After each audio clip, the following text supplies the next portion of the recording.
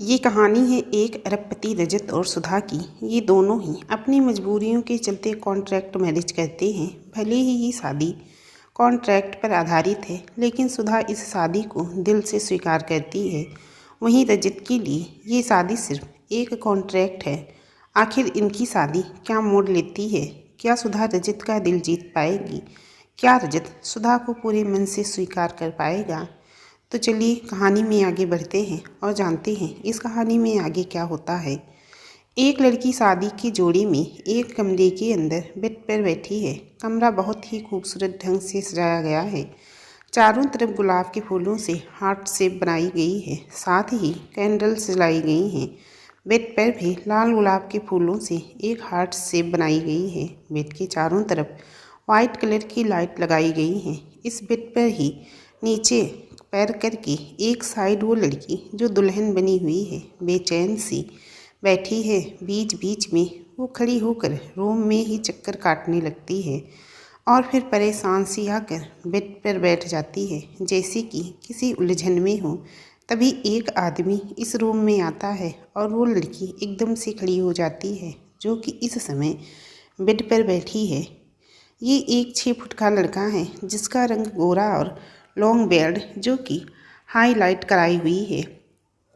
इस वक्त वो गोल्डन पीच कलर की शेरवानी पहने हुए है। वो आकर सीधा बेड पर लेट जाता है। उसने जूते भी नहीं निकाले। वो दुल्हन उसी को घूर रही है और मन ही मन सोचती है, हे भगवान, कैसा पति दिया है तुमने। ऐसा लगता है इसे देखकर तो जैसे इसे हमारी शादी याद ही नहीं है। शादी छोड़ो, इसके रूम में कोई लड़की भी इस वक्त खड़ी है। इसे तो शायद ये भी पता नहीं।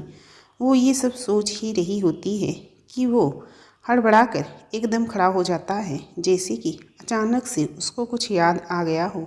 वो तुरंत खड़ा हो जाता है और रूम में इधर उधर देखता है। फिर चिल्लाकर, तुम यहाँ कैसे? मन में सोचते हुए, देखा भगवान, तुमने हमें कैसा पति दिया है। इसे ये भी नहीं पता शादी के बाद पति पत्नी रूम में ही रहते हैं।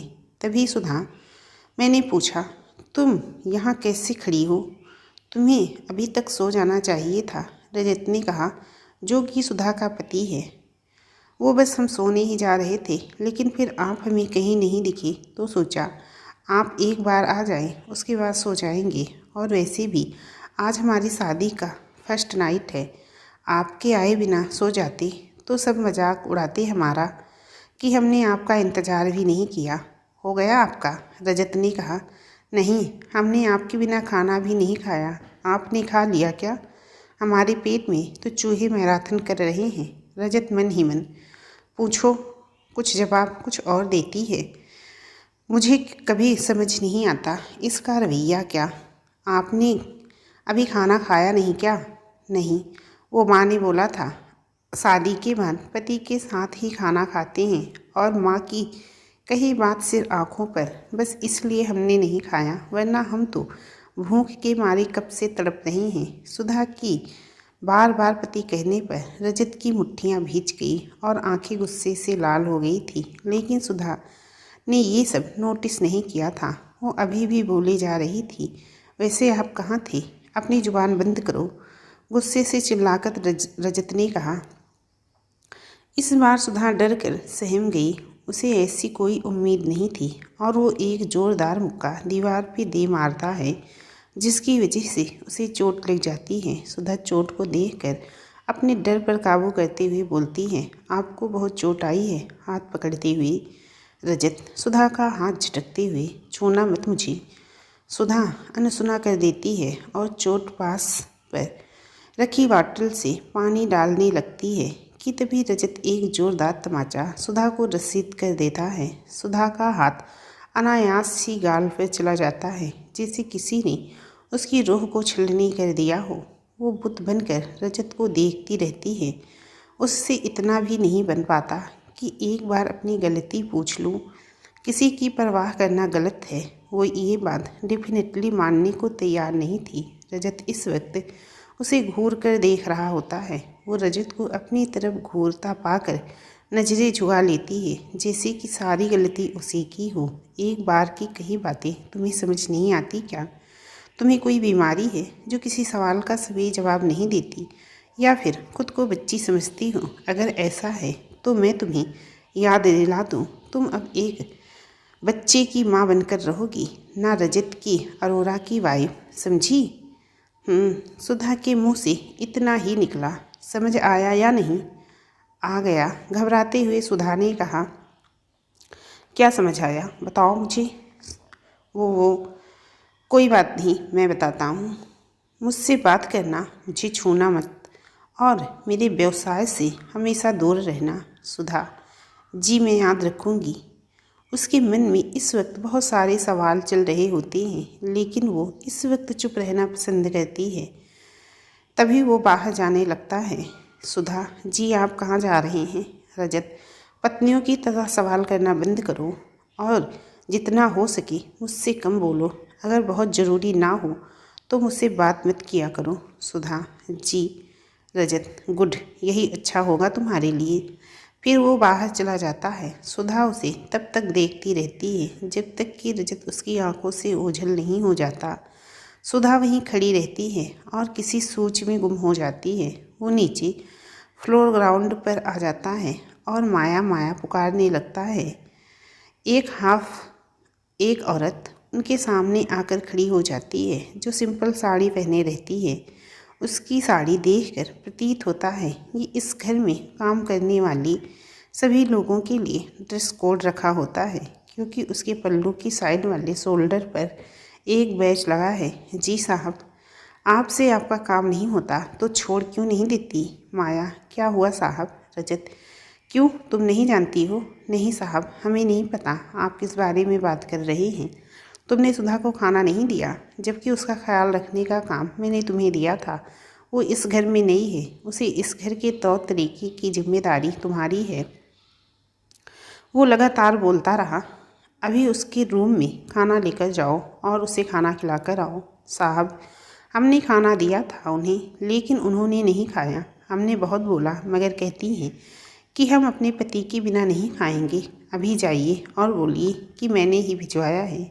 जी साहब। रजत नीचे ही गेस्ट रूम में सोने के लिए चला जाता है। दूसरी तरफ सुधा अपनी शादी से पहले की ज़िंदगी के बारे में सोचने लगती है, और वो उन्हीं लम्हों में चली जाती है। एक बड़े से घर में सुधा की माँ और दादी सोफे पर बैठे हैं, और नन्ही सुधा, जो अपने पैरों पर चलना भी नहीं सीखी है, अपने पापा को घोड़ा बनाकर पूरे घर में घूम रही है। तभी घर के फ़ोन पर किसी का फ़ोन आता है, जिसे सुधा की माँ उठाने लगती है कि सुधा के पापा उन्हें रोक लेते हैं। नीरू जी, फ़ोन मुझे उठाने दीजिए, आप सुधा को संभालिए। वो सुधा को संभालने लगती हैं। दूसरी तरफ फ़ोन पर, हेलो सर, जिस बात का डर था वही हुआ क्या? हाँ सर, आप जल्दी से यहाँ आ जाइए, मैं अभी आता हूँ, कहकर वो बाहर चला जाता है। रचना अजय को बाहर जाते देखकर पीछे से आवाज़ देती है, आप कहाँ जा रहे हैं? खाना तो खा लेते। और वो जाते जाते ही कहता है, अभी जल्दी में हूँ, आकर खा लूँगा, और बाहर अपनी गाड़ी स्टार्ट करता है और चला जाता है। नीरू बस देखती रह जाती है। 2 घंटे बाद फिर से फ़ोन की घंटी बजती है, जिसे नीरू उठाती है। हेलो जी, कहिए आप कौन?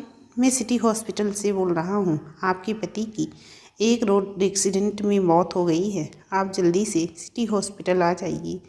जैसे कि नीरू के पैरों तले से ज़मीन निकल गई हो। अजय इस घर का इकलौता सहारा था।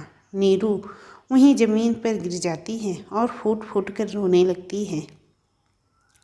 वर्तमान में तभी सुधा को आकर कोई झंझोड़ देता है और उसकी तंद्रा टूटती है और अपने अतीत से बाहर निकलती है। ये सब उसे याद नहीं था, उसे उसकी माँ ने ही ये सब बताया था। तभी माया सुधा को फिर से कहती है, मैडम आप कहाँ खोई हैं?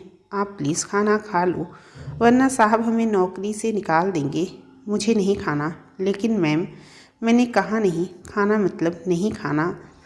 गुस्से से और जाकर बेड की सारी सजावट खराब कर देती है, और जब तक जाती सब करके तो वहीं बेड पर सो जाती है।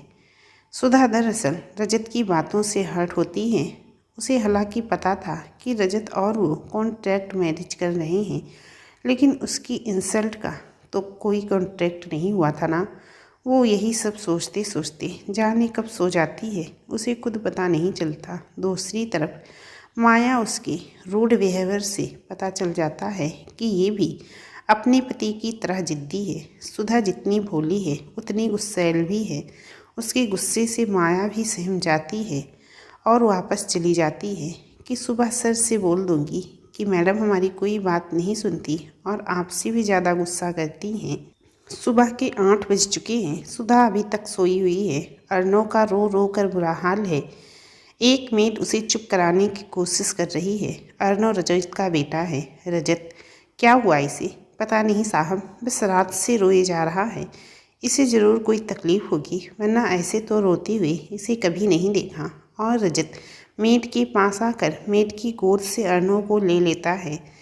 अरे, इसे तो बहुत तेज बुखार है। सुधा को बुलाओ। कहाँ है? दिख नहीं रही कहीं। एक वही है जो इसका ख्याल अच्छे से रख सकती है।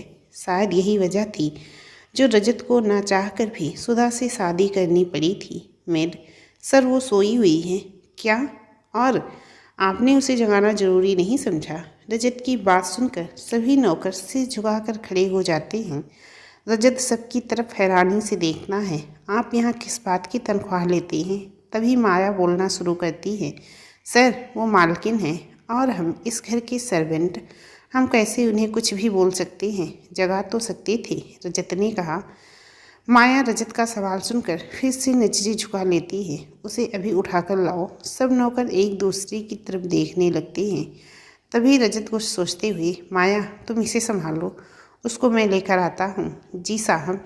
रजत अर्नव को माया को दे देता है और सीधा सुधा के रूम में जाकर देखता है। सुधा अभी भी सोई हुई होती है। सुधा को सोता पाकर रजत गुस्से से आग बबूला हो जाता है। वह अपनी दोनों मुट्ठियां भींचते हुए दांतों को पीसने लगता है और अगले ही पल टेबल से पानी का जग उठाकर सुधा के मुंह पर दे मारता है और वो हड़बड़ा कर खड़ी हो जाती है और चिल्लाती हुई, किसकी इतनी हिम्मत हुई कि मेरे ऊपर पानी डाले? सुधा चौधरी पर पानी डाला। सुधा गांव की जरूर है, लेकिन बिंदास थी।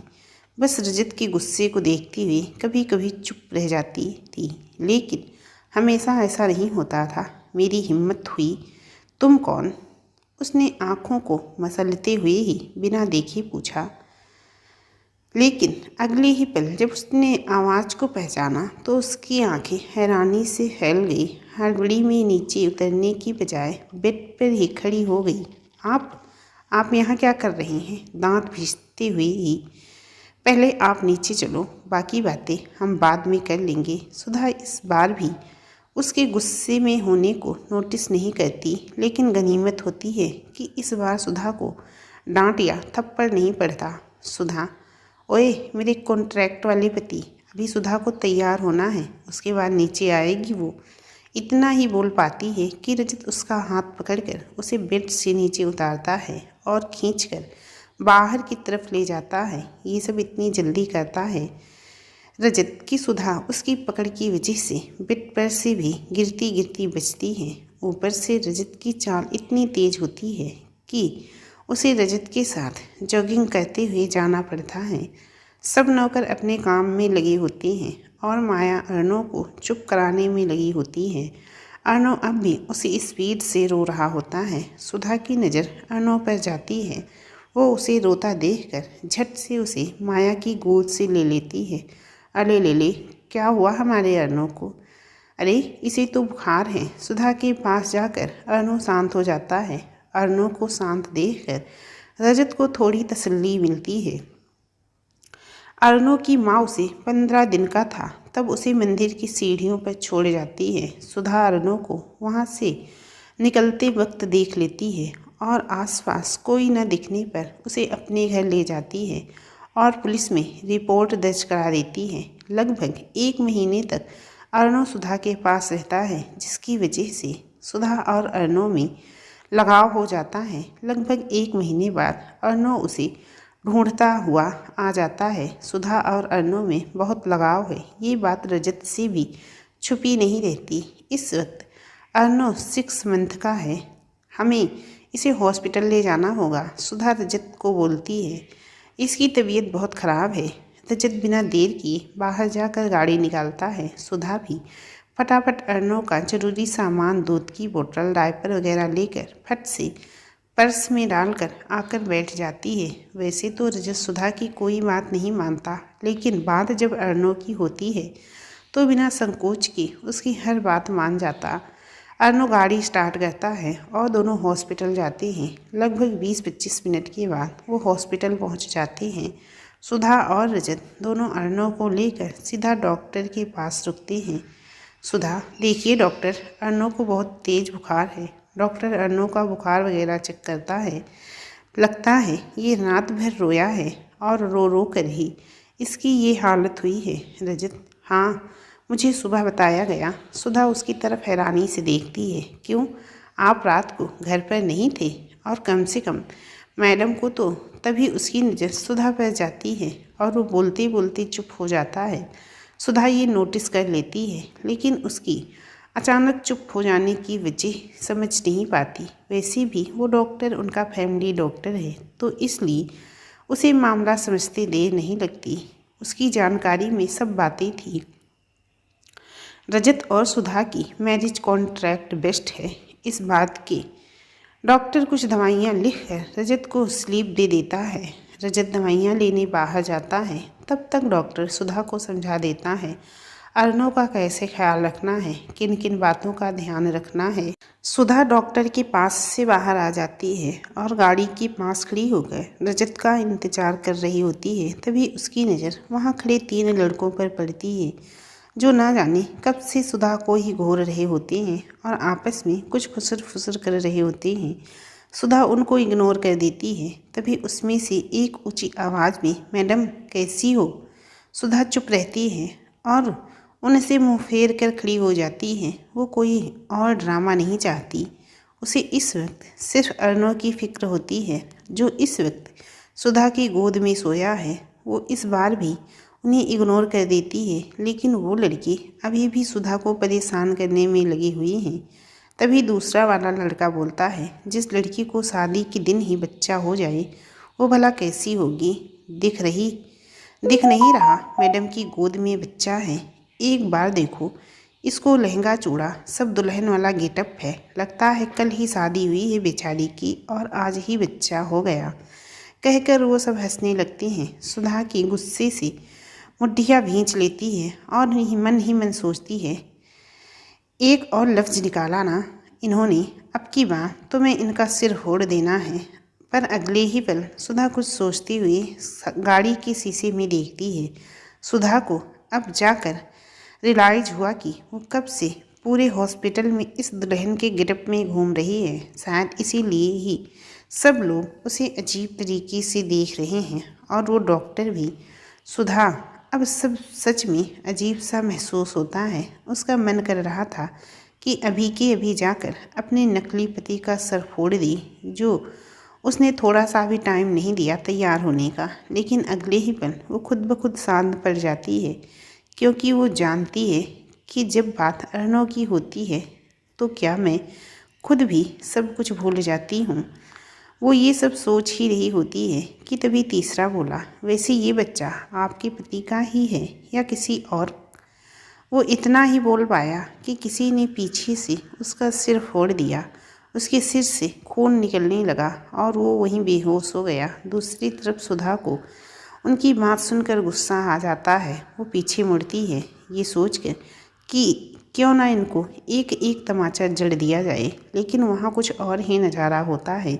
लेकिन अभी भी उसे कुछ साफ दिखाई नहीं देता, इसलिए उसे नहीं पता होता उसके पीछे क्या हो रहा है। रजत ने अब उन दोनों लोगों की तरफ घूम कर देखा।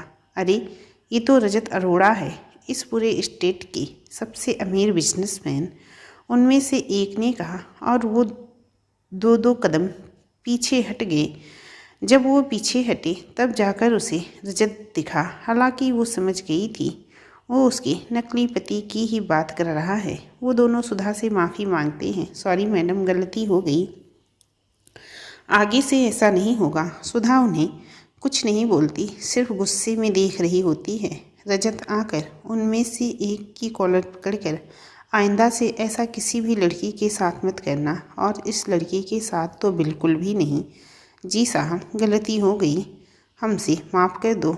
अब रजत उन्हें कॉलर छोड़ते हुए हाथ के इशारे से जाने को कह देता है और वो अपने दोस्तों के लेकर हॉस्पिटल के अंदर चले जाते हैं, क्योंकि उनके सिर की भी तो मरम्मत करनी थी। सुधा गाड़ी में बैठती है और रजत की गाड़ी में बैठता है और गाड़ी स्टार्ट करता है। सुधा चुपचाप बैठी हुई है, किसी सोच में गुम है। रजत भी चुपचाप बैठा है, लेकिन मन ही मन सोच रहा है कि शायद सुधा कुछ बोलेगी। वो भूल चुका है कि उसने सुधा को बात करने के लिए मना किया है। दूसरी तरफ सुधा बहुत कुछ बोलना चाहती थी, लेकिन कल रात वाली बात अभी तक उसके दिमाग से गई नहीं है, इसलिए वो रजत के बोलने का इंतज़ार कर रही है। सुधा ने कल रात को ही डिसाइड कर लिया था कि जब तक रजत आगे से नहीं बोलता मैं कुछ नहीं बोलूँगी, क्योंकि उसे भी बेइज्जती करवाने का कोई शौक़ नहीं था। दोनों एक दूसरे के बोलने का इंतज़ार कर रहे हैं। तब तक घर आ जाता है। रजत घर आकर नाश्ता करता है और फिर ऑफिस के लिए निकल जाता है। दूसरी तरफ सुधा सबसे पहले अर्नव को दूध पिलाकर दवाई देती है और फिर उसे सुला देती है। उसके बाद तैयार होने चली जाती है। जब वो तैयार होकर नीचे आती है तो सबके सब उसे ही देखते रह जाते हैं। उसने हल्दी कलर की शिफॉन की साड़ी पहनी होती है, जिस पर बहुत छोटी छोटी येलो जरी और रेड कलर के धागे से हैंड एम्ब्रॉयडरी की गई है, जो बेहद आकर्षक लुक दे रही है। आँखों में गहरा काजल और लाइनर की मोटी सी लाइन पलकों पर खींच रखी है। स्ट्रेट हेयर जो कि उसकी पूरी कमर को कवर किए हुए हैं। उसने बिल्कुल लाइट मेकअप किया हुआ है, जो उसके गोरे रंग पर फब रहा है। वो नीचे आकर सीधा रसोई में जाने लगती है कि तभी पीछे से किसी की चिल्लाने की आवाज़ आती है। ए रुक! सुधा पीछे मुड़कर देखती है और कहती है, बाबा आप अभी भी ना कभी कभी हमें डरा ही देते हैं।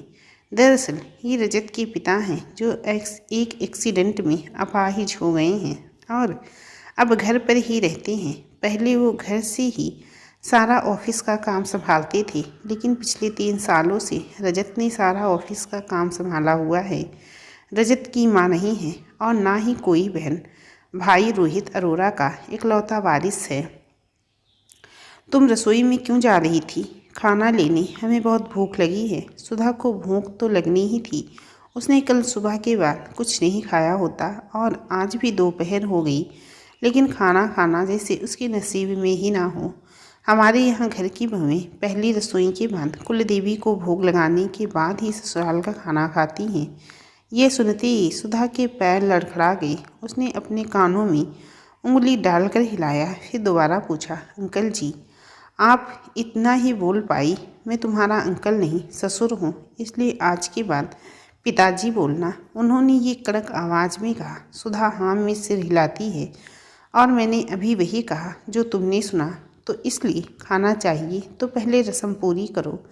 सुधा तो उनके एक बार रिएक्ट करके खाना खाने की परमिशन मांगना चाहती थी, लेकिन उनके रवैये को देखकर उसने रसोई बनाना ही बेहतर समझा और वो जाकर रस्म शुरू करती है। लगभग 1.5-2 घंटे के बाद वो हलवा पूरी का भोग घर में बने मंदिर में कुल देवी को लगाती है और फिर कुलमुलाई सी रसोई की तरफ जाती है। रोहित फिर टोकता है, जो खाना तुमने बनाया है वो सबको सर्व करो।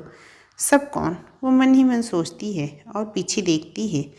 वहाँ और भी लोग थे रोहित के साथ। वो सब आकर टेबल के पास बैठते हैं और सुधा उन्हें खाना परोसती है और सोचती है, अच्छा हुआ आज मैंने ज़्यादा खाना बनाया था, वरना आज तो हमारी बेइज्जती हो जाती। ये पिताजी भी ना सब कुछ सरप्राइजिंग मोड में करते हैं। अचानक उसकी आंखों के आगे अंधेरा छा जाता है और वो धड़ाम की आवाज़ के साथ ज़मीन पर गिर जाती है।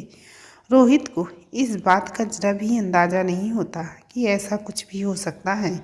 वो सर्वेंट की हेल्प से पास रखे काउच पर उसे लेटाता है और डॉक्टर को बुलाते हैं। ये वही डॉक्टर है जो मॉर्निंग में हॉस्पिटल में अर्नव को देखा था। डॉक्टर आते ही पूछता है, क्या बात हुई? रोहित उन्हें सब बताता है। आजकल हो क्या रहा है आपके घर में? कभी आपका पोता लापरवाही की वजह से बीमार हो रहा है, तो कभी आपकी बहू रोहित अरोरा अर्नो को क्या हुआ? उसे बुखार है? रो रो कर ही उसे बुखार हुआ था लगता है। उन्होंने भी कल के बाद कुछ खाया नहीं है। रोहित को अब समझ आता है कि ये लड़की क्यों भूख भूख चिल्ला रही थी। डॉक्टर इंजेक्शन और कुछ दवाइयाँ ताकत की देकर चला जाता है। थोड़ी देर बाद सुधा को जब होश आता है तो देखती है वो सभी लोग जो खाने पर आए थे अभी भी वहीं बैठे हैं और सुधा की तरफ बड़े प्यार से देख रहे होते हैं। उनमें से एक ओल्ड लेडी सुधा के सिर पर हाथ फेरते हुए, कितनी प्यारी बच्ची है जो भूख प्यास का ख्याल ना रखकर रस्मों में लगी है। सुधा को लगता है ये सब खाना खाने के लिए इतने प्यार से देख रहे हैं। उसे क्या पता कि ये सब उससे ज़बरदस्ती करवाया जा रहा है। सुधा मन ही मन झल्ला उठती है और ऊपर की ओर देखते हुए कहती है, हे भगवान, कितने भुक्खड़ लोग हैं, अभी भी खाना खाने के लिए रुके हैं। लगता है मेरी जान लेकर ही मानेंगे। तभी उनमें से एक दूसरी औरत कहती है, मेरे मुताबिक इसे खाना खा लेना चाहिए। हम सबको भी नई बहू की कंपनी मिल जाएगी। क्यों रोहित जी, क्या कहते हो? और रस्म भी पूरी हो जाएगी जिसके लिए हम रुके हैं। रोहित अरोरा हाँ में सिर हिलाता है और फिर उनमें आया एक ओल्ड मैन कहता है, अच्छा हुआ बिटिया होश में आ गई, वरना हम सबकी तो जान ही निकल गई थी। इसे उस हालत में देखकर, उसकी बातें सुन सुनकर सुधा को तो रोने का दिल करने लगता है कि मैंने इनके बारे में क्या सोचा और क्या निकलेगी सज़ा सुनाई है। आपने ऐसा क्या गुनाह किया है मैंने? तभी रोहित कहता है, माया, हम सबको खाना परोसो और सुधा को भी। अब जाकर सुधा की जान में जान आती है। फाइनली अब वो खाना खाएगी। रोहित उसे सबके साथ खाना खाने को बोलता है और वो हाँ में सर हिलाकर टेबल पर आकर बैठ जाती है। सब खाना खाते हैं और सुधा खाना खाकर रोहित अरोरा के खाने पर सभी मेहमानों से शगुन लेती है और उनके पैर छूती है। रोहित अरोरा भी सबसे लास्ट में सुधा को शगुन देते हैं। शगुन के तौर पर वो उसे एक डायमंड नेकलेस देता है और कहता है, ये हमारे घर का खानदानी हार है जो कई पीढ़ियों से इस घर की सास अपनी बहुओं को देती आ रही है। लेकिन तुम्हारी सास तो इस दुनिया में नहीं है, इसलिए ये जिम्मेदारी मेरी है। अहाना को तो मैं ये दे नहीं पाया और ये अच्छा भी हुआ एक तरह से, मगर तुम्हें ये देकर आज मैं अपनी आखिरी जिम्मेदारी पूरा कर पाऊँगा। वो दुविधा में होती है। वो इस तरह का गिफ्ट लेना तो नहीं चाहती, मगर मेहमानों के सामने वो मना भी नहीं कर पाती और ये सोचकर नेकलेस ले लेती है कि बाद में लौटा दूँगी। सब मेहमानों के जाने के बाद सुधा रूम में जाकर आराम करती है। अभी भी वो रजत के रूम में ही होती है। अर्नो भी उसी के पास होता है। अर्नो के पालने को भी बेड से सटा लेती है ताकि अर्नो की हर हरकत पर नज़र रख सके और सोच रही होती है, इस हार को बाबूजी को अभी वापस कर दूं या रजत जी से एक बार इस बारे में बात करूं, पर वो मुझसे बात क्यों करेंगी?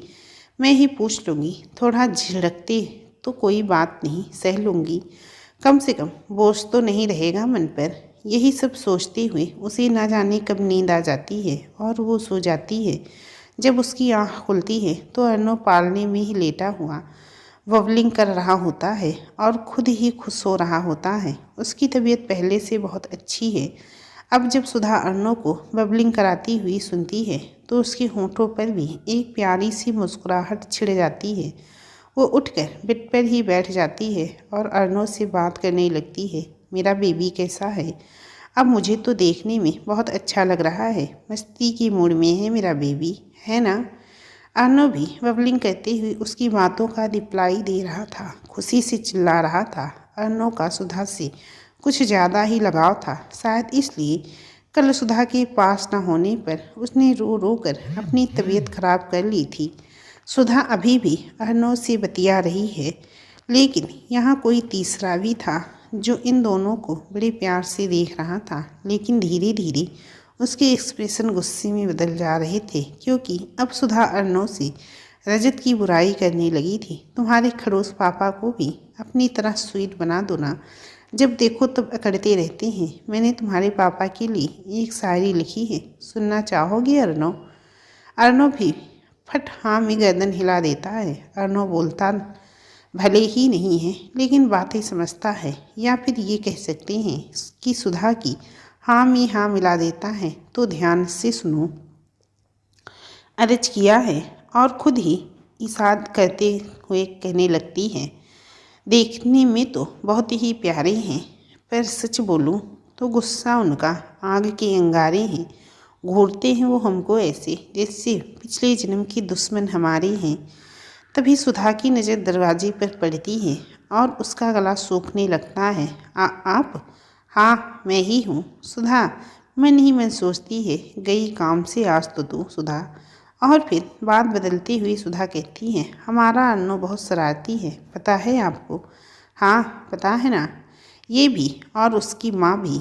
रजत सुधा की तरफ घूर कर कहता है, माँ वो भी बहुत शरारती थी। बताओ उनके बारे में कुछ, कोई फ़ोटो उनकी है तो दिखाओ।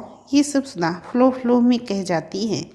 अगर तुम अपनी खैर चाहती हो और इस घर में हंसी खुशी रहना चाहती हो तो उस औरत का नाम दोबारा इस घर में मत लेना। ये सब रजत ने उसके बहुत करीब आकर गुस्से से दांत पीसते हुए कहा।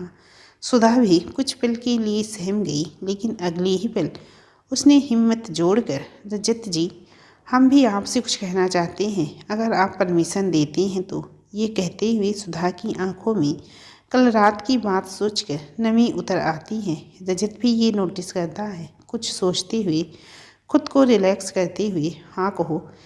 कल आपके हमें मारने की वजह अर्णव की माँ है।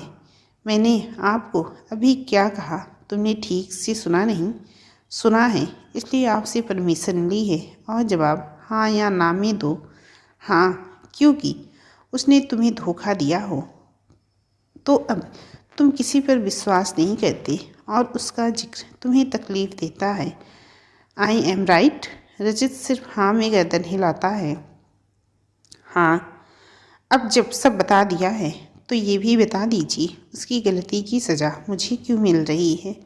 क्या सज़ा मिली है तुम्हें? कल रात वो थप्पड़ और वो 3 बातें याद हैं तुम्हें? मेरे पास इतना टाइम नहीं है कि तुम्हें इतनी बकवास बातें सुनो, और वैसे भी ये कॉन्ट्रैक्ट मैरिज है। मुझसे कोई उम्मीद मत रखो किसी तरह की भी। मानती हूँ कॉन्ट्रैक्ट मैरिज है, पर मैरिज तो है ना। और ये शर्त आपको कॉन्ट्रैक्ट मैरिज में लिखनी थी ना, कि हमें थप्पड़ मार कर बतानी थी। रजत को अपनी गलती का एहसास होता है और वो बिना देर किए सुधा को सॉरी बोलता है। मैं आपको सिर्फ एक भी बात पर माफ़ कर सकती हूँ कि आइंदा आप ऐसा कुछ नहीं करेंगे, वरना अगली बार ना तो आपको माफ़ी मिलेगी और ना ही हम बर्दाश्त करेंगे ये सब। रजत फिर से हाँ में सिर हिलाता है। एक और बात, मैं आपकी बाकी सब बातें मान भी लूँ, लेकिन हम एक छत के नीचे रह रहे हैं और बात ना करें कैसे पॉसिबल है? हम शादीशुदा हैं, भले ही 5 साल के लिए हैं। पता नहीं कब कौन सी बात कितनी ज़रूरी हो जिसे हमें आपसे ना चाहकर भी करनी पड़ी। क्या इसके लिए हर बार जलील करेंगे आप हमें? हमने आपसे कॉन्ट्रैक्ट मैरिज की है, अपने आत्मसम्मान को रौंदने का कॉन्ट्रैक्ट नहीं किया हमने। ये सब बातें सुधा ने बहुत प्यार से कही थी, इसलिए रजत का रवैया हर बार पहले से नर्म पड़ता जा रहा था। अब रजत को भी अपनी गलती समझ आने लगी थी। वो भी अब शांत पड़ गया। आप क्या चाहती हैं? इस शादी का कोई भविष्य नहीं हो। सुधा बात काटते हुए, हम जानते हैं, बस हमारी एक रिक्वेस्ट है कि हमें कम से कम बोलने की आज़ादी तो दे ही सकते हैं। हम अपनी कोई भी प्रॉब्लम जो इस घर से रिलेटेड है किसी और से तो नहीं कह सकते ना। तो आप क्या चाहती हैं? यही कि हम पति पत्नी की तरह ना सही, लेकिन घर के बाकी सदस्यों की तरह तो रह सकते हैं। रजत को सुधा की बातों में कोई बुराई नज़र नहीं आती, इसलिए रजत अपना हाथ सुधा के हाथ की तरफ बढ़ाते हुए कहता है, क्या हम फ्रेंड की तरह रह सकते हैं? और सुधा रजत की तरफ हाथ बढ़ा कर हाथ मिला लेती है। आपको बात करने की आज़ादी है, लेकिन बाकी सब पहले जैसा ही रहेगा। वैसे मैं अपने कपड़े लेने आया था यहाँ से। आप इस कमरे में आप रह लेना, मैं दूसरे कमरे में भोला को कहकर सामान शिफ्ट करवाता हूँ। भोला भी इनका सर्वेंट ही है। सुधा कुछ कहने को होती है, लेकिन फिर कुछ सोचकर चुप रह जाती है। रजत की नज़र सुधा पर ही होती है। मुझे ऐसा क्यों लगा जैसे कि आप मुझसे कुछ कहना चाहती हैं। सुधा ये सोचकर चुप है कि अभी तो मुश्किल से थोड़ा सा समझाया है, इसे ज़्यादा कहूँगी तो कहीं बात न बिगड़ जाए। कुछ नहीं कहना, सुधा ने कहा। ओके, रजत कहता है। तभी माया आती है। मैडम, आप खाना खा लीजिए, फिर आपको दवाई भी लेनी है। रजत भी ये सुनता है। दवाइयाँ? अब आपको किस चीज़ की दवाइयाँ लेनी हैं, मैं जान सकता हूँ? सुधा बोलती। इससे पहले ही माया रजत को रात से लेकर बेहोश होने तक सब बता देती है। रजत को सुधा पर बहुत गुस्सा आता है और इससे भी ज़्यादा गुस्सा खुद पर आता है, क्योंकि उसके खाना न खाने की वजह से वो बेहोश हुई। रजत सुधा को इतना ही बोलता है कि आगे से ऐसा नहीं होना चाहिए। खुद नीचे जाता है और माया को भोला को बुलाने को कहता है। आज की ये कहानी यहीं तक। ये कहानी आपको कैसी लगी हमें कमेंट करके ज़रूर बताइएगा। क्या आप लोग इस कहानी के आगे के सभी भागों को सुनना चाहते हैं? अगर हाँ तो कमेंट करिए ज़रूर, तभी हमें पता चलेगा। तो चलिए फिर मिलती हूँ इस कहानी के अगले हिस्से के साथ। तब तक के लिए नमस्कार।